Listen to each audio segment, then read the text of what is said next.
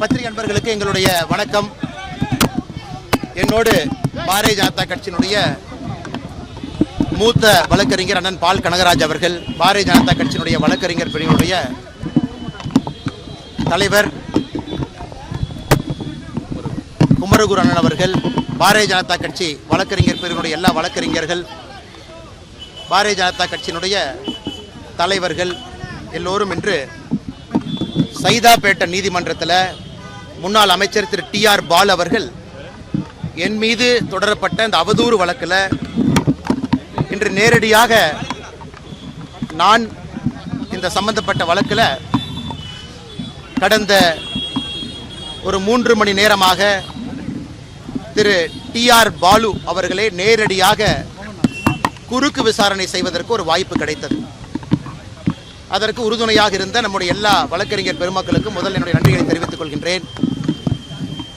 அதேபோல நான் திராவிட முன்னேற்ற கழகத்தினுடைய அமைப்பு செயலாளர் திரு RS பாரதி அவர்கள் மீது தொடுத்திருந்த அவதூறு வழக்கு என்று RS பாரதி அவர்கள் வராத காரணத்தினால அடுத்த ஒரு தேதிக்கு மாற்றப்பட்டிருக்கிறது. எப்பொழுதும் சொல்வதைத்தான் இன்றும் சொல்லுகின்றேன். இந்தியாவில் குறைந்தபட்சமான வழக்கில் மட்டும்தான் அந்த வழக்கு சம்பந்தப்பட்டவங்க வழக்கை எடுத்து நேரடியாக வாதிடுவார்கள். எனக்கு திராவிட முன்னேற்ற கழகம் செய்திருக்கக்கூடிய ஊழல், நாங்கள் வெளியிட்டிருக்கக்கூடிய DMK ஃபைல்ஸ் பார்ட் 1 பார்ட் 2, திரு TR பாலு அவர்கள் மீது நான் சுமத்தியிருக்கக்கூடிய குற்றம் அனைத்தின் மீதும் நம்பிக்கை இருக்கின்ற காரணத்தினால நேரடியாக நம்முடைய மூத்த வழக்கறிஞர் திரு பால் கனகராஜ் அவர்களுக்கு கொடுத்திருந்த அபிடவிட்டை வித்ட்ரா பண்ணி நானே நேரடியாக இந்த கேஸில் ஒரு சாமானிய மனிதனாக என்று ஆஜராகி வாதிட்டேன். அது அவருக்கு 2.25 விமானம் இருந்த காரணத்தினால அவங்க குறுக்கு விசாரணை 3 மணி நேரத்திற்கு பிறகு மறுபடியும் இன்னொரு புதிய தேதி வேண்டும் என்ற காரணத்தினால இன்று குறுக்கு விசாரணை ஒத்திவைக்கப்பட்டிருக்கிறது. தொடர்ந்து நானே இந்த வழக்கில் நம்முடைய மூத்த வழக்கறிஞர்களுடைய உறுதுணையில் இந்த வழக்கை வாதாட இருக்கின்றேன்.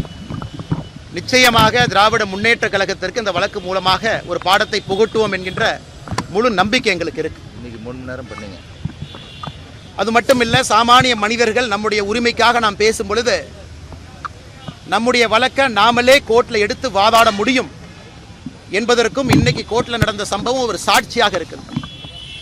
எவ்வளவு பெரிய மனிதர்களாக எப்படிப்பட்ட பொறுப்பில் இருந்தாலும் கூட எந்த ஒரு சாமானிய மனிதனும் தன்னுடைய சொல்லியிருக்கக்கூடிய குற்றச்சாட்டின் மீது நம்பிக்கை இருக்கும் பட்சத்தில் நாம் வாதாடலாம் அப்படிங்கிறது தான் நாங்கள் இன்று செய்திருக்கின்றோம், தொடர்ந்து செய்வோம். எனக்கு பத்திரிகை நண்பர்களுக்கு இந்த வழக்கு சம்பந்தமான அப்டேட், ஏன்னா என்ன கிராஸ் கொஸ்டின் பண்ணோம், என்ன பதில் சொன்னார், என்ன கேள்வி கேட்டோம் அப்படிங்கிறது இப்போ நான் சொன்னால் அது சப்ஜுடிஸ் மேட்டருங்கிறனால நான் பேச முடியாது. அதனால் முழுமையாக முடித்த பிறகு அது உங்களுக்கு பொதுவெளியில் நான் கேட்டிருக்கக்கூடிய எல்லா கேள்விகளும், சேது சமுத்திர கெனால் ப்ராஜெக்டிலிருந்து, சாராய ஆலையிலிருந்து, குடும்பம் நடத்தக்கூடிய நிறுவனத்திலிருந்து, இன்று அவர் கோர்ட்டுக்கு வந்த கார் எந்த நிறுவனத்தினுடைய பெயரில் இருக்கு, அவருடைய அஃபிடவிட், வாங்கியிருக்கக்கூடிய கடன், இது சம்பந்தமான எல்லா கேள்விகளையும் கூட இன்று கேட்டிருக்கின்றோம். அடுத்து வரக்கூடிய குறுக்கு விசாரணையின் பொழுது இன்னும் நிறைய கேள்விகளை கேட்க இருக்கின்றோம். அதனால் பத்திரிகை நண்பர்களுக்கு வேற கேள்வி இருக்குதுன்னா கேளுங்கண்ணே, பதில் சொல்றோம். ஏங்கண்ணே கேள்வி இருக்கா? சொல்லுங்கண்ணே. ஐயா, அவருடைய கிராஸ் எக்ஸாமினேஷன் கண்டினியூ ஆகுதுங்க ஐயா. 2.25 விமானம் இருப்பதாக அவருடைய வழக்கறிஞர் அவர்கள் நீதிமன்றத்தில் சொன்னாங்க.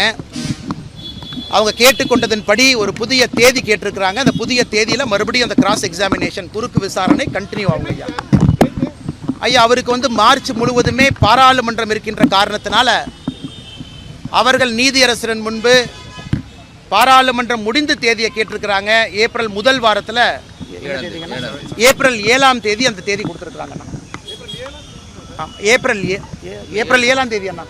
RS பாரதி அவர்கள் அவர்களுடைய தேதி எப்பண்ணா? மார்ச் 10ஆம் தேதி அவருடைய வழக்கு அன்னைக்கு நடக்குங்கண்ணா. ஆமாங்கண்ணா. அண்ணா கேள்வி அண்ணா கொஞ்சம் சத்தமாக கேளுங்கண்ணே.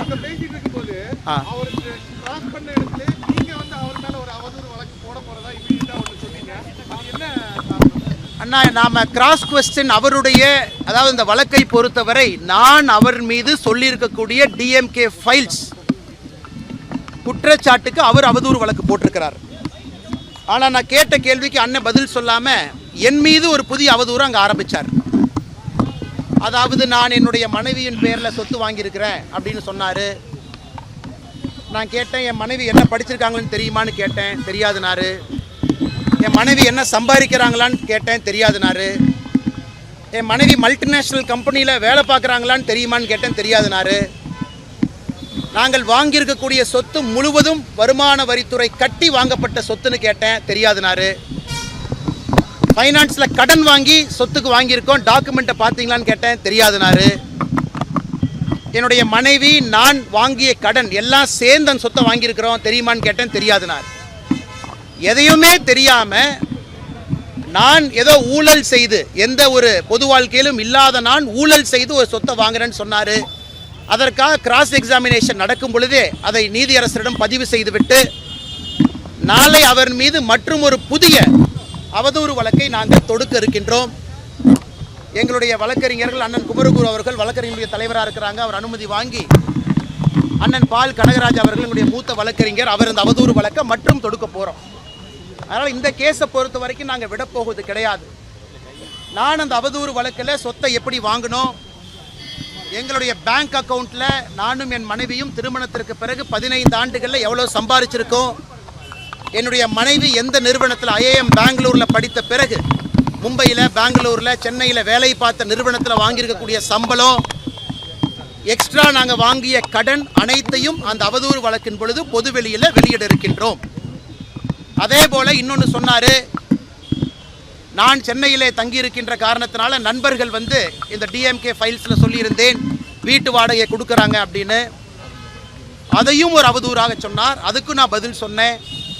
நான் சென்னையில் இருப்பது பாரதிய ஜனதா கட்சியினுடைய மாநில தலைவர் என்கின்ற பொறுப்பினால் மட்டும்தான் இருந்தேன். எனக்கு சென்னையில் பிஸ்னஸோ எதுவும் கிடையாது. கட்சி பொறுப்புக்காக கோயம்புத்தூர், கரூர்லேருந்து சென்னைக்கு வந்தேன்.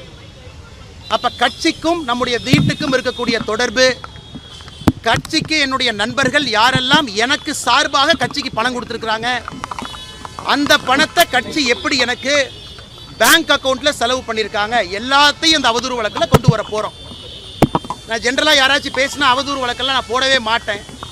ஆனால் இதில் டிஆர் பாலு அவதூறு வழக்கு போட்டதில் நான் இன்னைக்கு ஆஜராகி கேள்வி கேட்கிறப்ப மறுபடியும் தப்பிப்பதற்காக ஒரு புது அவதூறை சொன்னதற்காக அவர் மீது மற்றும் ஒரு அவதூறு வழக்கை தொடுக்க இருக்கின்றோம். அதில் எல்லாம் வெளியே வரட்டும். நான் ஏற்கனவே டிஎம்கே பார்ட் ஃபைல்ஸ் வெளியிட்ட பொழுது கடந்த 20 ஆண்டுகளாக என்னுடைய மொத்த சொத்து பட்டியலை வெளியிட்டோம். இந்த முறை டிஆர் பாலு அவர்கள் மீது தொடுக்கக்கூடிய அவதூறு வழக்கின் பொழுது நானும் என்னுடைய மனைவியும் நான் அரசியலுக்கு வந்த பிறகு வாங்கிய சொத்துக்கள் ஏதாவது இருந்தால் ஒரு விவசாய நிலம் வாங்கியிருக்கிறோம். அந்த விவசாய நிலத்திற்கு பணம் எங்கிருந்து வந்தது எல்லாம் பொதுப்படையில் இருக்கும். கடன் வாங்கியிருக்கிறோமா 2.5 கோடி ரூபாய் கடன், அதுவும் பொதுப்படையில் இருக்கும். அதனால் நேர்மையான அரசியலை முன்னெடுக்க வேண்டும் என்று நினைக்கக்கூடிய நான் அந்த கடினமான பாதையில் பயணித்து தான் ஆகணும். எனக்கு இந்த டிஆர் பாலு அவர்கள் மீது நான் தொடுக்கக்கூடிய புது அவதூறு வழக்கு என்பது இதையெல்லாம் பொதுவெளியில் பத்திரிகை நண்பர்கள் மூலமாக தமிழக மக்களுக்கு சொல்வதற்கு ஒரு வாய்ப்பாக பயன்படுத்தி எல்லாத்தையும் வெளியே சொல்வதற்கு இந்த அவதூறு வழக்கை பயன்படுத்தி கொள்ள இருக்கின்றோம்.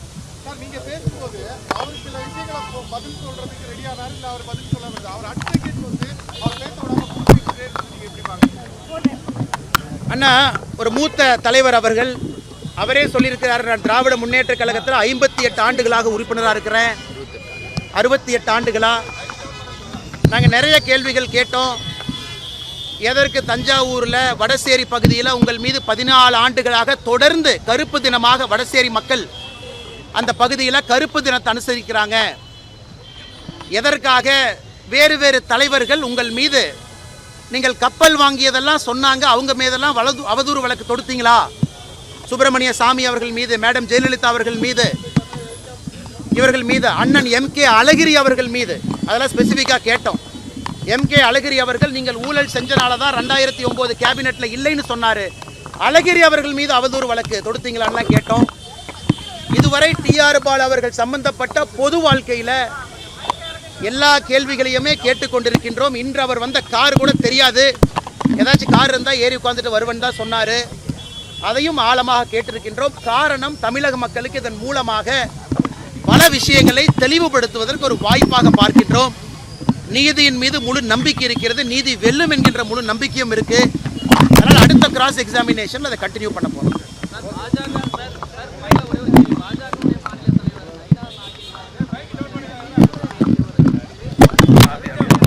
ஆனால் இதை நான் முன்னு பின்னு பேசுகிற ஆள் நான் கிடையாது. இதற்கு கோயம்புத்தூர் சட்டமன்ற உறுப்பினர், தெற்கு தொகுதி சட்டமன்ற உறுப்பினர், பாரதிய ஜனதா கட்சியினுடைய மகளிர் அணி அகில இந்திய தலைவி, அவங்க மகளிர் அணியினுடைய அகில இந்திய தலைவி திரு வானதி அவர்கள் வருத்தம் தெரிவித்த பிறகு இந்த பிரச்சனை முடிந்ததாகத்தான் நான் நினைக்கின்றேன். காரணம், ஒரு பாரதிய ஜனதா கட்சியினுடைய அகில இந்திய மகளிர் அணி தலைவி ஒரு கருத்து சொல்றாங்கன்னா அது கட்சியினுடைய கருத்து தான். அதன் பின்னாடி அண்ணாமலை என்ன நீங்க என்ன சொல்றீங்க, அவங்க என்ன சொல்றாங்க, அவங்க என்ன சொல்றாங்கன்னு சொன்னாலும் கூட அகில இந்திய மகளிர் அணியினுடைய தலைவியினுடைய கருத்து வருத்தம் தெரிவித்த பிறகு அது கட்சியினுடைய அதிகாரப்பூர்வ கருத்தாகத்தான் நான் பார்க்கின்றேன். அதற்கு மேலே நான் எதுவும் பேச விரும்பல. அதே நேரத்தில் சகோதரர் விஜய் அவர்கள், மாற்று அரசியல் கட்சியில் இருக்கக்கூடிய நண்பர்கள் பொது வாழ்க்கைக்கு வந்திருக்கிறாங்க. எல்லோருக்குமே ஒரு திக் ஸ்கின் தேவைப்படுகிறது. இன்னைக்கு கூட என் மனைவியை பற்றி கிராஸ் எக்ஸாமினேஷன் பேசுகிறப்பவே சொன்னாங்க.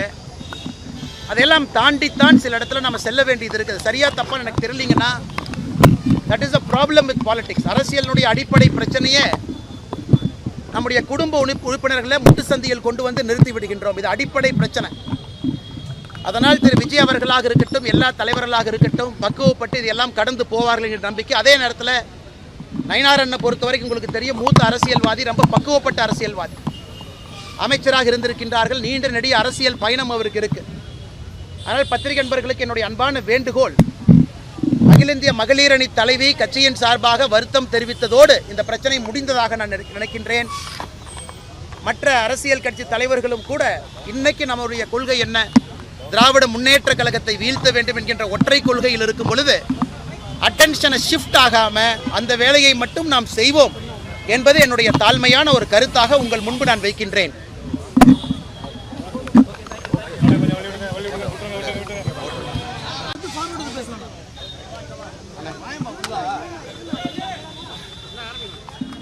பத்திரிகை நண்பர்களுக்கு எங்களுடைய வணக்கம். என்னோடு பாரதிய ஜனதா கட்சியினுடைய மூத்த வழக்கறிஞர் அண்ணன் பால் கனகராஜ் அவர்கள், பாரதிய ஜனதா கட்சியினுடைய வழக்கறிஞர் பிரிவினுடைய தலைவர் குமரகுரு அண்ணன் அவர்கள், பாரதிய ஜனதா கட்சி வழக்கறிஞர் பிரிவினுடைய எல்லா வழக்கறிஞர்கள், பாரதிய ஜனதா கட்சியினுடைய தலைவர்கள் எல்லோரும் இன்று சைதாப்பேட்டை நீதிமன்றத்தில் முன்னாள் அமைச்சர் திரு டிஆர் பாலு அவர்கள் என் மீது தொடரப்பட்ட இந்த அவதூறு வழக்கில் இன்று நேரடியாக நான் இந்த சம்பந்தப்பட்ட வழக்கில் கடந்த ஒரு 3 மணி நேரமாக திரு டிஆர் பாலு அவர்களே நேரடியாக குறுக்கு விசாரணை செய்வதற்கு ஒரு வாய்ப்பு கிடைத்தது. அதற்கு உறுதுணையாக இருந்த நம்முடைய எல்லா வழக்கறிஞர் பெருமக்களுக்கும் முதல் என்னுடைய நன்றிகளை தெரிவித்துக் கொள்கின்றேன். அதேபோல நான் திராவிட முன்னேற்ற கழகத்தினுடைய அமைப்பு செயலாளர் திரு RS பாரதி அவர்கள் மீது தொடுத்திருந்த அவதூறு வழக்கு என்று RS பாரதி அவர்கள் வராத காரணத்தினால அடுத்த ஒரு தேதிக்கு மாற்றப்பட்டிருக்கிறது. எப்பொழுதும் சொல்வதைத்தான் இன்றும் சொல்லுகின்றேன். இந்தியாவில் குறைந்தபட்சமான வழக்கில் மட்டும்தான் அந்த வழக்கு சம்பந்தப்பட்டவங்க வழக்கை எடுத்து நேரடியாக வாதிடுவார்கள். எனக்கு திராவிட முன்னேற்ற கழகம் செய்திருக்கக்கூடிய ஊழல், நாங்கள் வெளியிட்டிருக்கக்கூடிய டிஎம்கே ஃபைல்ஸ் பார்ட் 1 பார்ட் 2, திரு டிஆர் பாலு அவர்கள் மீது நான் சுமத்தியிருக்கக்கூடிய குற்றம் அனைத்தின் மீதும் நம்பிக்கை இருக்கின்ற காரணத்தினால நேரடியாக நம்முடைய மூத்த வழக்கறிஞர் திரு பால் கனகராஜ் அவர்களுக்கு கொடுத்திருந்த அஃபிடவிட்டை வித்ட்ரா பண்ணி நானே நேரடியாக இந்த கேஸில் ஒரு சாமானிய மனிதனாக என்று ஆஜராகி வாதிட்டேன். அது அவருக்கு 2.25 விமானம் இருந்த காரணத்தினால அவங்க குறுக்கு விசாரணை 3 மணி நேரத்திற்கு பிறகு மறுபடியும் இன்னொரு புதிய தேதி வேண்டும் என்ற காரணத்தினால இன்று குறுக்கு விசாரணை ஒத்திவைக்கப்பட்டிருக்கிறது. தொடர்ந்து நானே இந்த வழக்கில் நம்முடைய மூத்த வழக்கறிஞர்களுடைய உறுதுணையில் இந்த வழக்கை வாதாட இருக்கின்றேன். நிச்சயமாக திராவிட முன்னேற்ற கழகத்திற்கு இந்த வழக்கு மூலமாக ஒரு பாடத்தை புகட்டுவோம் என்கின்ற முழு நம்பிக்கை எங்களுக்கு இருக்கு. இன்னைக்கு 3 நேரம் பண்ணீங்க. அது மட்டும் இல்லை, சாமானிய மனிதர்கள் நம்முடைய உரிமைக்காக நாம் பேசும் பொழுது நம்முடைய வழக்கை நாமளே கோர்ட்டில் எடுத்து வாதாட முடியும் என்பதற்கும் இன்னைக்கு கோர்ட்டில் நடந்த சம்பவம் ஒரு சாட்சியாக இருக்குது. எவ்வளவு பெரிய மனிதர்களாக எப்படிப்பட்ட பொறுப்பில் இருந்தாலும் கூட எந்த ஒரு சாமானிய மனிதனும் தன்னுடைய சொல்லியிருக்கக்கூடிய குற்றச்சாட்டின் மீது நம்பிக்கை இருக்கும் பட்சத்தில் நாம் வாதாடலாம் அப்படிங்கிறது தான் நாங்கள் இன்று செய்திருக்கின்றோம், தொடர்ந்து செய்வோம். எனக்கு பத்திரிகை நண்பர்களுக்கு இந்த வழக்கு சம்பந்தமான அப்டேட், ஏன்னா என்ன கிராஸ் கொஸ்டின் பண்ணோம், என்ன பதில் சொன்னார், என்ன கேள்வி கேட்டோம் அப்படிங்கிறது இப்போ நான் சொன்னால் அது சப்ஜுடிஸ் மேட்டருங்கிறனால நான் பேச முடியாது. அதனால் முழுமையாக முடித்த பிறகு அது உங்களுக்கு பொதுவெளியில் நான் கேட்டிருக்கக்கூடிய எல்லா கேள்விகளும், சேது சமுத்திர கெனால் ப்ராஜெக்டிலிருந்து, சாராய ஆலையிலிருந்து, குடும்பம் நடத்தக்கூடிய நிறுவனத்திலிருந்து, இன்று அவர் கோர்ட்டுக்கு வந்த கார் எந்த நிறுவனத்தினுடைய பெயரில் இருக்கு, அவருடைய அஃபிடவிட், வாங்கியிருக்கக்கூடிய கடன், இது சம்பந்தமான எல்லா கேள்விகளையும் கூட இன்று கேட்டிருக்கின்றோம். அடுத்து வரக்கூடிய குறுக்கு விசாரணையின் பொழுது இன்னும் நிறைய கேள்விகளை கேட்க இருக்கின்றோம். அதனால் பத்திரிகை நண்பர்களுக்கு வேற கேள்வி இருக்குதுன்னா கேளுங்கண்ணே, பதில் சொல்றோம். ஏங்கண்ணே கேள்வி இருக்கா? சொல்லுங்கண்ணே.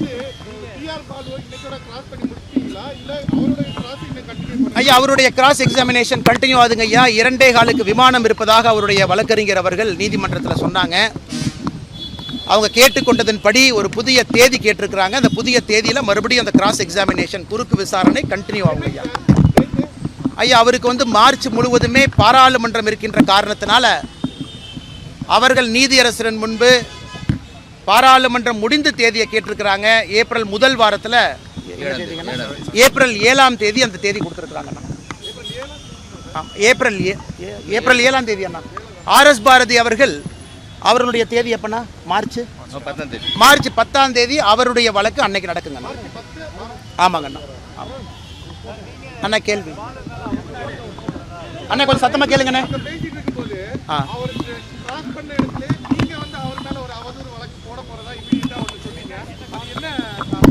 அண்ணா, நாம கிராஸ் கொஸ்டின் அவருடைய, அதாவது இந்த வழக்கை பொறுத்தவரை நான் அவர் மீது சொல்லியிருக்கக்கூடிய டிஎம்கே ஃபைல்ஸ் குற்றச்சாட்டுக்கு அவர் அவதூறு வழக்கு போட்டிருக்கிறார். ஆனால் நான் கேட்ட கேள்விக்கு அண்ணன் பதில் சொல்லாமல் என் மீது ஒரு புதிய அவதூறு அங்கே ஆரம்பித்தார். அதாவது நான் என்னுடைய மனைவியின் பேரில் சொத்து வாங்கியிருக்கிறேன் அப்படின்னு சொன்னார். நான் கேட்டேன், என் மனைவி என்ன படிச்சிருக்காங்கன்னு தெரியுமான்னு கேட்டேன், தெரியாதுனாரு. என் மனைவி என்ன சம்பாதிக்கிறாங்களான்னு கேட்டேன், தெரியாதுனாரு. என் மனைவி மல்டிநேஷ்னல் கம்பெனியில் வேலை பார்க்குறாங்களான்னு தெரியுமான்னு கேட்டேன், தெரியாதுனாரு. நாங்கள் வாங்கியிருக்கக்கூடிய சொத்து முழுவதும் வருமான வரித்துறை கட்டி வாங்கப்பட்ட சொத்துன்னு கேட்டேன், தெரியாதுனாரு. ஃபைனான்ஸில் கடன் வாங்கி சொத்துக்கு வாங்கியிருக்கோம், டாக்குமெண்ட்டை பார்த்தீங்களான்னு கேட்டேன், தெரியாதுனாரு. என்னுடைய மனைவி நான் வாங்கிய கடன் எல்லாம் சேர்ந்து அந்த சொத்தை வாங்கியிருக்கிறோம், தெரியுமான்னு கேட்டேன், தெரியாதுனாரு. எதையுமே தெரியாமல் நான் ஏதோ ஊழல் செய்து, எந்த ஒரு பொது வாழ்க்கையிலும் இல்லாத நான் ஊழல் செய்து ஒரு சொத்தை வாங்குறேன்னு சொன்னார். அதற்காக கிராஸ் எக்ஸாமினேஷன் நடக்கும் பொழுதே அதை நீதியரசரிடம் பதிவு செய்துவிட்டு நாளை அவர் மீது மற்றும் ஒரு புதிய அவதூறு வழக்கை நாங்கள் தொடுக்க இருக்கின்றோம். எங்களுடைய வழக்கறிஞர்கள் அண்ணன் குமரகுரு அவர்கள் வழக்கறிஞருடைய தலைவராக இருக்கிறாங்க. அவர் அனுமதி வாங்கி அண்ணன் பால் கனகராஜ் அவர்கள் எங்களுடைய மூத்த வழக்கறிஞர், அவர் இந்த அவதூறு வழக்கை மற்றும் தொடுக்க போகிறோம். அதனால் இந்த கேஸை பொறுத்த வரைக்கும் நாங்கள் விடப்போவது கிடையாது. நான் அந்த அவதூறு வழக்கில் சொத்தை எப்படி வாங்கினோம், எங்களுடைய பேங்க் அக்கௌண்ட்டில் நானும் என் மனைவியும் திருமணத்திற்கு பிறகு 15 ஆண்டுகளில் எவ்வளோ சம்பாதிச்சிருக்கோம், என்னுடைய மனைவி எந்த நிறுவனத்தில் ஐஏஎம் பெங்களூரில் படித்த பிறகு மும்பையில், பெங்களூரில், சென்னையில் வேலை பார்த்த நிறுவனத்தில் வாங்கியிருக்கக்கூடிய சம்பளம், எக்ஸ்ட்ரா நாங்கள் வாங்கிய கடன் அனைத்தையும் அந்த அவதூறு வழக்கின் பொழுது பொதுவெளியில் வெளியிட இருக்கின்றோம். அதே போல் இன்னொன்று சொன்னார், நான் சென்னையிலே தங்கியிருக்கின்ற காரணத்தினால நண்பர்கள் இந்த டிஎம்கே ஃபைல்ஸில் சொல்லியிருந்தேன் வீட்டு வாடகை கொடுக்குறாங்க அப்படின்னு. அதையும் ஒரு அவதூறாக சொன்னார். அதுக்கும் நான் பதில் சொன்னேன். நான் சென்னையில் இருப்பது பாரதிய ஜனதா கட்சியினுடைய மாநில தலைவர் என்கின்ற பொறுப்பினால் மட்டும்தான் இருந்தேன். எனக்கு சென்னையில் பிஸ்னஸோ எதுவும் கிடையாது. கட்சி பொறுப்புக்காக கோயம்புத்தூர் கரூர்லேருந்து சென்னைக்கு வந்தேன். அப்போ கட்சிக்கும் நம்முடைய வீட்டுக்கும் இருக்கக்கூடிய தொடர்பு, கட்சிக்கு என்னுடைய நண்பர்கள் யாரெல்லாம் எனக்கு சார்பாக கட்சிக்கு பணம் கொடுத்துருக்குறாங்க, அந்த பணத்தை கட்சி எப்படி எனக்கு பேங்க் அக்கௌண்ட்டில் செலவு பண்ணியிருக்காங்க, எல்லாத்தையும் இந்த அவதூறு வழக்கில் கொண்டு வர போகிறோம். நான் ஜென்ரலாக யாராச்சும் பேசினா அவதூறு வழக்கெல்லாம் நான் போடவே மாட்டேன். ஆனால் இதில் டிஆர் பாலு அவதூறு வழக்கு போட்டதில் நான் இன்னைக்கு ஆஜராகி கேள்வி கேட்கிறப்ப மறுபடியும் தப்பிப்பதற்காக ஒரு புது அவதூறை சொன்னதற்காக அவர் மீது மற்றும் ஒரு அவதூறு வழக்கை தொடுக்க இருக்கின்றோம். அதில் எல்லாம் வெளியே வரட்டும். நான் ஏற்கனவே டிஎம்கே பார்ட் ஃபைல்ஸ் வெளியிட்ட பொழுது கடந்த 20 ஆண்டுகளாக என்னுடைய மொத்த சொத்து பட்டியலை வெளியிட்டோம். இந்த முறை டிஆர் பாலு அவர்கள் மீது தொடுக்கக்கூடிய அவதூறு வழக்கின் பொழுது நானும் என்னுடைய மனைவியும் நான் அரசியலுக்கு வந்த பிறகு வாங்கிய சொத்துக்கள் ஏதாவது இருந்தால் ஒரு விவசாய நிலம் வாங்கியிருக்கிறோம். அந்த விவசாய நிலத்திற்கு பணம் எங்கிருந்து வந்தது எல்லாம் பொதுப்படையில் இருக்கும். கடன் வாங்கியிருக்கிறோமா 2.5 கோடி ரூபாய் கடன், அதுவும் பொதுப்படையில் இருக்கும். அதனால் நேர்மையான அரசியலை முன்னெடுக்க வேண்டும் என்று நினைக்கக்கூடிய நான் அந்த கடினமான பாதையில் பயணித்து தான் ஆகணும். எனக்கு இந்த டிஆர் பாலு அவர்கள் மீது நான் தொடுக்கக்கூடிய புது அவதூறு வழக்கு என்பது இதையெல்லாம் பொது வெளியில் பத்திரிகை நண்பர்கள் மூலமாக தமிழக மக்களுக்கு சொல்வதற்கு ஒரு வாய்ப்பாக பயன்படுத்தி எல்லாத்தையும் வெளியே சொல்வதற்கு இந்த அவதூறு வழக்கை பயன்படுத்திக் கொள்ள இருக்கின்றோம்.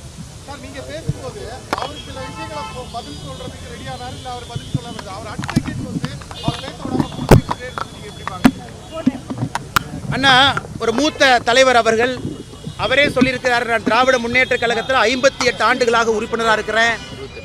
68 ஆண்டுகளா? நாங்கள் நிறைய கேள்விகள் கேட்டோம். எதற்கு தஞ்சாவூரில் வடசேரி பகுதியில் உங்கள் மீது 14 ஆண்டுகளாக தொடர்ந்து கருப்பு தினமாக வடசேரி மக்கள் அந்த பகுதியில் கருப்பு தினத்தை அனுசரிக்கிறாங்க? எதற்காக வேறு வேறு தலைவர்கள் உங்கள் மீது நீங்கள் கப்பல் வாங்கியதெல்லாம் சொன்னாங்க, அவங்க மீதெல்லாம் அவதூறு வழக்கு தொடுத்தீங்களா? சுப்பிரமணிய சாமி அவர்கள் மீது, மேடம் ஜெயலலிதா அவர்கள் மீது, இவர்கள் மீது, அண்ணன் எம்கே அழகிரி அவர்கள் மீது அதெல்லாம் ஸ்பெசிஃபிக்காக கேட்டோம். எம்கே அழகிரி அவர்கள் நீங்கள் ஊழல் செஞ்சனால தான் 2009 கேபினெட்டில் இல்லைன்னு சொன்னார். அழகிரி அவர்கள் மீது அவதூறு வழக்கு தொடுத்தீங்களான்னு கேட்டோம். இதுவரை டிஆர் பாலு அவர்கள் சம்பந்தப்பட்ட பொது வாழ்க்கையில் எல்லா கேள்விகளையுமே கேட்டுக்கொண்டிருக்கின்றோம். இன்று அவர் வந்த கார் கூட தெரியாது, ஏதாச்சும் கார் இருந்தால் ஏறி உட்காந்துட்டு வருவன் தான் சொன்னார். அதையும் ஆழமாக கேட்டிருக்கின்றோம். காரணம், தமிழக மக்களுக்கு இதன் மூலமாக பல விஷயங்களை தெளிவுபடுத்துவதற்கு ஒரு வாய்ப்பாக பார்க்கின்றோம். நீதியின் மீது முழு நம்பிக்கை இருக்கிறது, நீதி வெல்லும் என்கின்ற முழு நம்பிக்கையும் இருக்கு. அதனால் அடுத்த கிராஸ் எக்ஸாமினேஷன் அதை கண்டினியூ பண்ண போறோம்.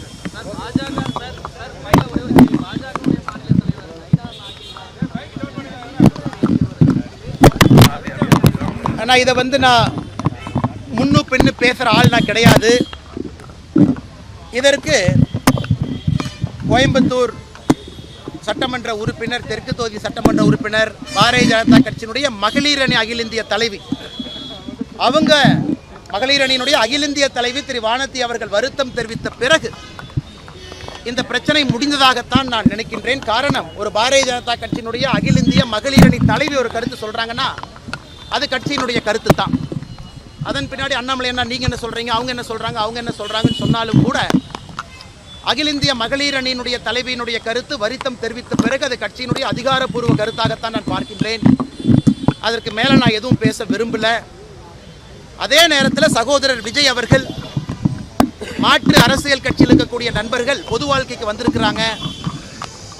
எல்லோருக்குமே ஒரு திக் ஸ்கின் தேவைப்படுகிறது. இன்னைக்கு கூட என் மனைவியை பற்றி கிராஸ் எக்ஸாமினேஷன் பேசுகிறப்பவே சொன்னாங்க. அதையெல்லாம் தாண்டித்தான் சில இடத்துல நம்ம செல்ல வேண்டியது இருக்குது. சரியா தப்பான்னு எனக்கு தெரியலீங்கன்னா that is a problem with politics. அரசியலினுடைய அடிப்படை பிரச்சனையே நம்முடைய குடும்ப உறுப்பினர்களை முட்டுசந்தியில் கொண்டு வந்து நிறுத்தி விடுகின்றோம். இது அடிப்படை பிரச்சனை. அதனால் திரு விஜய் அவர்களாக இருக்கட்டும், எல்லா தலைவர்களாக இருக்கட்டும், பக்குவப்பட்டு இதெல்லாம் கடந்து போவார்கள் என்ற நம்பிக்கை. அதே நேரத்தில் நயினாரண்ணை பொறுத்த வரைக்கும் உங்களுக்கு தெரியும், மூத்த அரசியல்வாதி, ரொம்ப பக்குவப்பட்ட அரசியல்வாதி, அமைச்சராக இருந்திருக்கின்றார்கள். நீண்ட நெடிய அரசியல் பயணம் அவருக்கு இருக்கு. அதனால் பத்திரிகை நண்பர்களுக்கு என்னுடைய அன்பான வேண்டுகோள், அகில இந்திய மகளிர் அணி தலைவி கட்சியின் சார்பாக வருத்தம் தெரிவித்ததோடு இந்த பிரச்சனை முடிந்ததாக நான் நினைக்கின்றேன். மற்ற அரசியல் கட்சி தலைவர்களும் கூட இன்னைக்கு நம்முடைய கொள்கை என்ன, திராவிட முன்னேற்ற கழகத்தை வீழ்த்த வேண்டும் என்கின்ற ஒற்றை கொள்கையில் இருக்கும் பொழுது அட்டென்ஷனை ஷிஃப்ட் ஆகாமல் அந்த வேலையை மட்டும் நாம் செய்வோம் என்பது என்னுடைய தாழ்மையான ஒரு கருத்தாக உங்கள் முன்பு நான் வைக்கின்றேன்.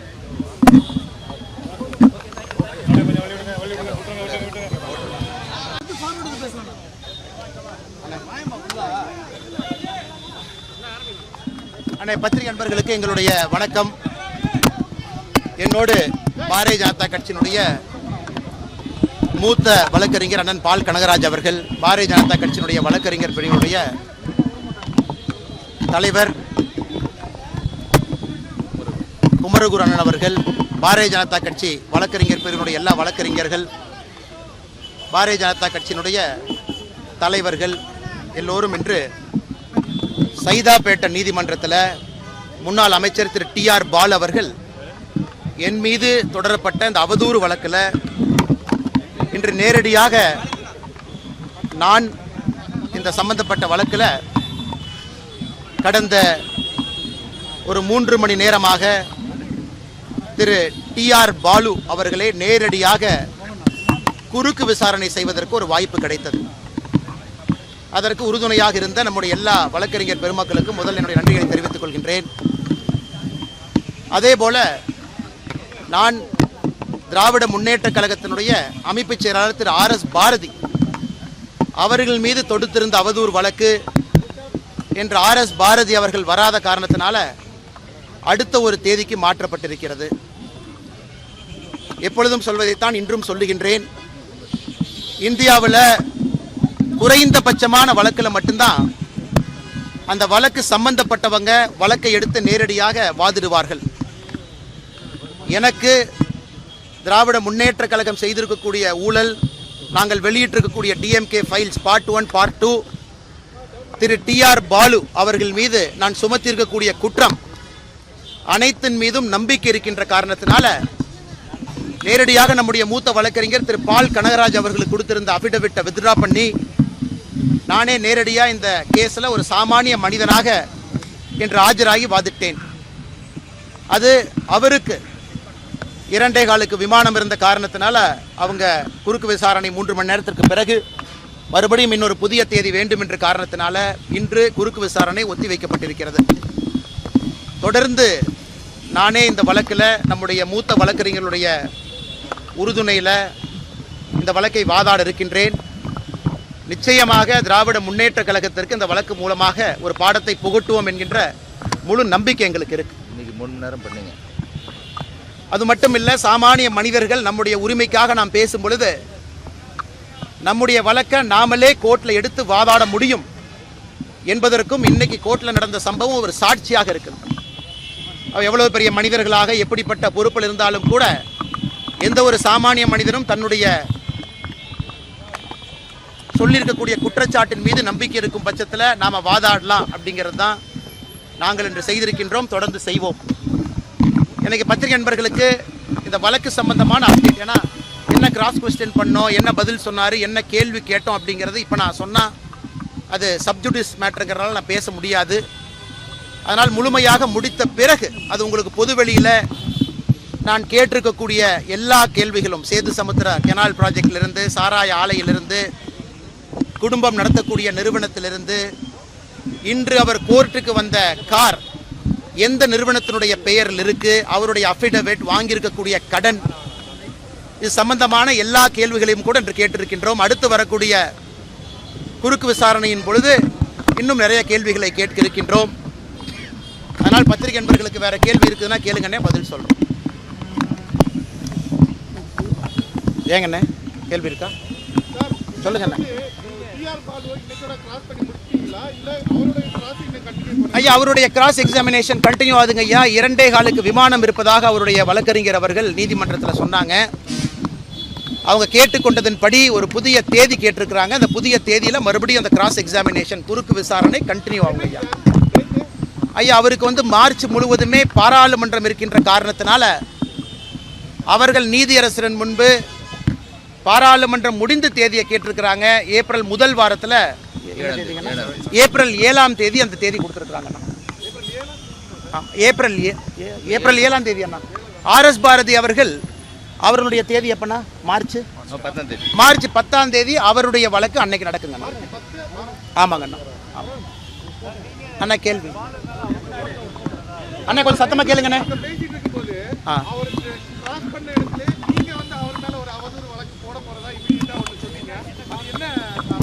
அண்ணா, நாம கிராஸ் கொஸ்டின் அவருடைய, அதாவது இந்த வழக்கை பொறுத்தவரை நான் அவர் மீது சொல்லியிருக்கக்கூடிய டிஎம்கே ஃபைல்ஸ் குற்றச்சாட்டுக்கு அவர் அவதூறு வழக்கு போட்டிருக்கிறார். ஆனால் நான் கேட்ட கேள்விக்கு அண்ணன் பதில் சொல்லாமல் என் மீது ஒரு புதிய அவதூறு அங்கே ஆரம்பித்தார். அதாவது நான் என்னுடைய மனைவியின் பேரில் சொத்து வாங்கியிருக்கிறேன் அப்படின்னு சொன்னார். நான் கேட்டேன், என் மனைவி என்ன படிச்சிருக்காங்கன்னு தெரியுமான்னு கேட்டேன், தெரியாதுனாரு. என் மனைவி என்ன சம்பாதிக்கிறாங்களான்னு கேட்டேன், தெரியாதுனாரு. என் மனைவி மல்டிநேஷ்னல் கம்பெனியில் வேலை பார்க்குறாங்களான்னு தெரியுமான்னு கேட்டேன், தெரியாதுனாரு. நாங்கள் வாங்கியிருக்கக்கூடிய சொத்து முழுவதும் வருமான வரித்துறை கட்டி வாங்கப்பட்ட சொத்துன்னு கேட்டேன், தெரியாதுனாரு. ஃபைனான்ஸில் கடன் வாங்கி சொத்துக்கு வாங்கியிருக்கோம், டாக்குமெண்ட்டை பார்த்தீங்களான்னு கேட்டேன், தெரியாதுனாரு. என்னுடைய மனைவி நான் வாங்கிய கடன் எல்லாம் சேர்ந்து அந்த சொத்தை வாங்கியிருக்கிறோம், தெரியுமான்னு கேட்டேன், தெரியாதுனாரு. எதையுமே தெரியாமல் நான் ஏதோ ஊழல் செய்து, எந்த ஒரு பொது வாழ்க்கையிலும் இல்லாத நான் ஊழல் செய்து ஒரு சொத்தை வாங்குறேன்னு சொன்னார். அதற்காக கிராஸ் எக்ஸாமினேஷன் நடக்கும் பொழுதே அதை நீதியரசரிடம் பதிவு செய்துவிட்டு நாளை அவர் மீது மற்றும் ஒரு புதிய அவதூறு வழக்கை நாங்கள் தொடுக்க இருக்கின்றோம். எங்களுடைய வழக்கறிஞர்கள் அண்ணன் குமரகுரு அவர்கள் வழக்கறிஞருடைய தலைவராக இருக்கிறாங்க. அவர் அனுமதி வாங்கி அண்ணன் பால் கனகராஜ் அவர்கள் எங்களுடைய மூத்த வழக்கறிஞர், அவர் இந்த அவதூறு வழக்கை மற்றும் தொடுக்க போகிறோம். அதனால் இந்த கேஸை பொறுத்த வரைக்கும் நாங்கள் விடப்போகுது கிடையாது. நான் அந்த அவதூறு வழக்கில் சொத்தை எப்படி வாங்கினோம், எங்களுடைய பேங்க் அக்கௌண்ட்டில் நானும் என் மனைவியும் திருமணத்திற்கு பிறகு 15 ஆண்டுகளில் எவ்வளோ சம்பாதிச்சிருக்கோம், என்னுடைய மனைவி எந்த நிறுவனத்தில் ஐஏஎம் பெங்களூரில் படித்த பிறகு மும்பையில், பெங்களூரில், சென்னையில் வேலை பார்த்த நிறுவனத்தில் வாங்கியிருக்கக்கூடிய சம்பளம், எக்ஸ்ட்ரா நாங்கள் வாங்கிய கடன் அனைத்தையும் அந்த அவதூறு வழக்கின் பொழுது பொதுவெளியில் வெளியிட இருக்கின்றோம். அதே போல் இன்னொன்று சொன்னார், நான் சென்னையிலே தங்கியிருக்கின்ற காரணத்தினால நண்பர்கள் வந்து இந்த டிஎம்கே ஃபைல்ஸில் சொல்லியிருந்தேன் வீட்டு வாடகை கொடுக்குறாங்க அப்படின்னு. அதையும் ஒரு அவதூறாக சொன்னார். அதுக்கும் நான் பதில் சொன்னேன். நான் சென்னையில் இருப்பது பாரதிய ஜனதா கட்சியினுடைய மாநில தலைவர் என்கின்ற பொறுப்பினால் மட்டும்தான் இருந்தேன். எனக்கு சென்னையில் பிஸ்னஸோ எதுவும் கிடையாது. கட்சி பொறுப்புக்காக கோயம்புத்தூர், கரூர்லேருந்து சென்னைக்கு வந்தேன். அப்போ கட்சிக்கும் நம்முடைய வீட்டுக்கும் இருக்கக்கூடிய தொடர்பு, கட்சிக்கு என்னுடைய நண்பர்கள் யாரெல்லாம் எனக்கு சார்பாக கட்சிக்கு பணம் கொடுத்துருக்குறாங்க, அந்த பணத்தை கட்சி எப்படி எனக்கு பேங்க் அக்கௌண்ட்டில் செலவு பண்ணியிருக்காங்க, எல்லாத்தையும் அந்த அவதூறு வழக்கில் கொண்டு வர போகிறோம். நான் ஜென்ரலாக யாராச்சும் பேசினா அவதூறு வழக்கெல்லாம் நான் போடவே மாட்டேன். ஆனால் இதில் டிஆர் பாலு அவதூறு வழக்கு போட்டதில் நான் இன்னைக்கு ஆஜராகி கேள்வி கேட்கிறப்ப மறுபடியும் தப்பிப்பதற்காக ஒரு புது அவதூறை சொன்னதற்காக அவர் மீது மற்றும் ஒரு அவதூறு வழக்கை தொடுக்க இருக்கின்றோம். அதில் எல்லாம் வெளியே வரட்டும். நான் ஏற்கனவே டிஎம்கே பார்ட் ஃபைல்ஸ் வெளியிட்ட பொழுது கடந்த 20 ஆண்டுகளாக என்னுடைய மொத்த சொத்து பட்டியலை வெளியிட்டோம். இந்த முறை டிஆர் பாலு அவர்கள் மீது தொடுக்கக்கூடிய அவதூறு வழக்கின் பொழுது நானும் என்னுடைய மனைவியும் நான் அரசியலுக்கு வந்த பிறகு வாங்கிய சொத்துக்கள் ஏதாவது இருந்தால் ஒரு விவசாய நிலம் வாங்கியிருக்கிறோம். அந்த விவசாய நிலத்திற்கு பணம் எங்கிருந்து வந்தது எல்லாம் பொதுப்படையில் இருக்கும். கடன் வாங்கியிருக்கிறோமா 2.5 கோடி ரூபாய் கடன், அதுவும் பொதுப்படையில் இருக்கும். அதனால் நேர்மையான அரசியலை முன்னெடுக்க வேண்டும் என்று நினைக்கக்கூடிய நான் அந்த கடினமான பாதையில் பயணித்து தான் ஆகணும். எனக்கு இந்த டிஆர் பாலு அவர்கள் மீது நான் தொடுக்கக்கூடிய புது அவதூறு வழக்கு என்பது இதையெல்லாம் பொதுவெளியில் பத்திரிகை நண்பர்கள் மூலமாக தமிழக மக்களுக்கு சொல்வதற்கு ஒரு வாய்ப்பாக பயன்படுத்தி எல்லாத்தையும் வெளியே சொல்வதற்கு இந்த அவதூறு வழக்கை பயன்படுத்தி கொள்ள இருக்கின்றோம்.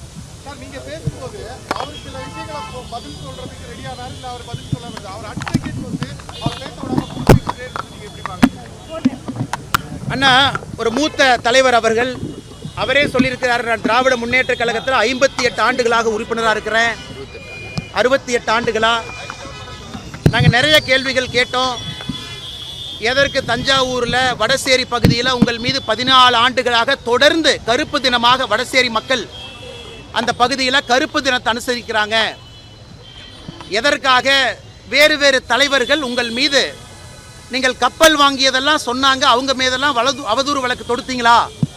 சுப்பிரமணிய சாமி அவர்கள் மீது, மேடம் ஜெயலலிதா அவர்கள் மீது, இவர்கள் மீது, அண்ணன் எம்கே அழகிரி அவர்கள் மீது அதெல்லாம் ஸ்பெசிஃபிக்காக கேட்டோம். எம்கே அழகிரி அவர்கள் நீங்கள் ஊழல் செஞ்சனால தான் 2009 கேபினெட்டில் இல்லைன்னு சொன்னார். அழகிரி அவர்கள் மீது அவதூறு வழக்கு தொடுத்தீங்களான்னு கேட்டோம். இதுவரை டிஆர் பாலு அவர்கள் சம்பந்தப்பட்ட பொது வாழ்க்கையில எல்லா கேள்விகளையுமே கேட்டுக்கொண்டிருக்கின்றோம். இன்று அவர் வந்த கார் கூட தெரியாது, ஏதாச்சும் கார் இருந்தால் ஏறி உட்காந்துட்டு வருவன் தான் சொன்னார். அதையும் ஆழமாக கேட்டிருக்கின்றோம். காரணம், தமிழக மக்களுக்கு இதன் மூலமாக பல விஷயங்களை தெளிவுபடுத்துவதற்கு ஒரு வாய்ப்பாக பார்க்கின்றோம். நீதியின் மீது முழு நம்பிக்கை இருக்கிறது, நீதி வெல்லும் என்கின்ற முழு நம்பிக்கையும் இருக்கு. அதனால் அடுத்த கிராஸ் எக்ஸாமினேஷன் அதை கண்டினியூ பண்ண போறோம்.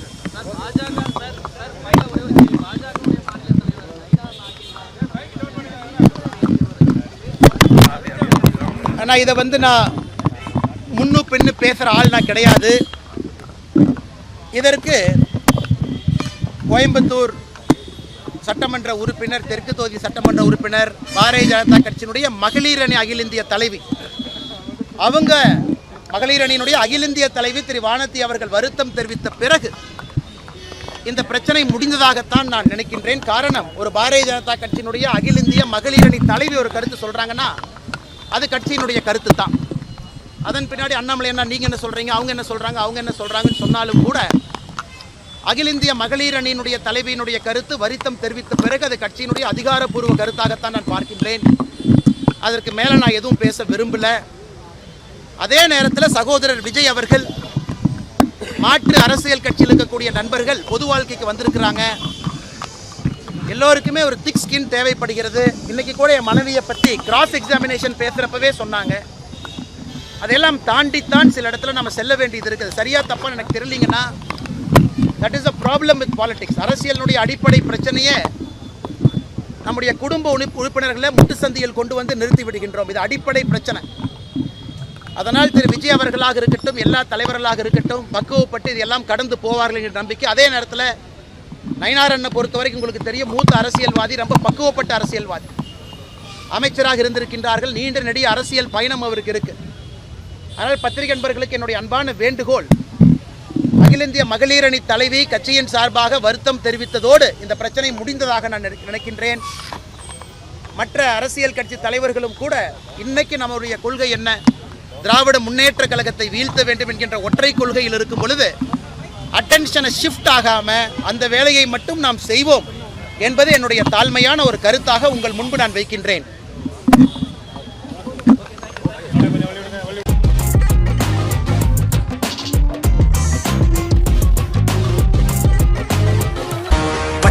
தப்பாதுடா சிங்க இது சிக்காதுடா, சுத்து போட்டு நிக்காதடா, சூற விட்டா தாங்காதுடா. சிவண்டா சிவண்டா சிவண்டா, எதுக்க எவண்டா எவண்டா எவண்டா.